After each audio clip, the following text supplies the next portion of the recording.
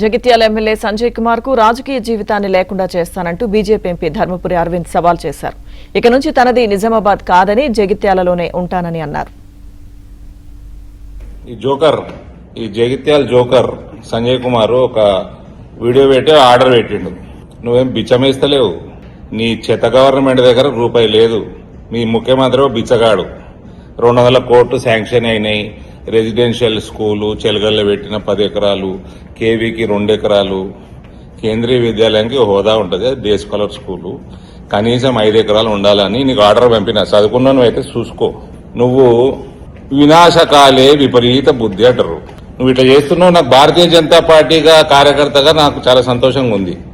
ఎందుకంటే ఇక నేను నెక్స్ట్ 2 years నిజామాబాద్లోని కాదు, ఇక జగిత్యాలలోని నీ రాజకీయ అంతు చూసే వరకు ఇచ్చిపెట్టా. ఒక ఎంపీగా బాధగా ఉంది. నీ వల్ల ఇంకా కొంచెం డిలే అవుతుంది. నువ్వు ఇచ్చిన 2 ఎకరాలు కేంద్రీయ విద్యాలయ సంఘటన రిజెక్ట్ చేస్తుంది. ఇంకోటి ఏదో పనికిమాలిన ల్యాండ్ ఐటీఐ దగ్గర అన్నామంట. నాకు మెసేజ్ పెట్టినావు కరీంనగర్ రోడ్డుకి ఇస్తాము అని.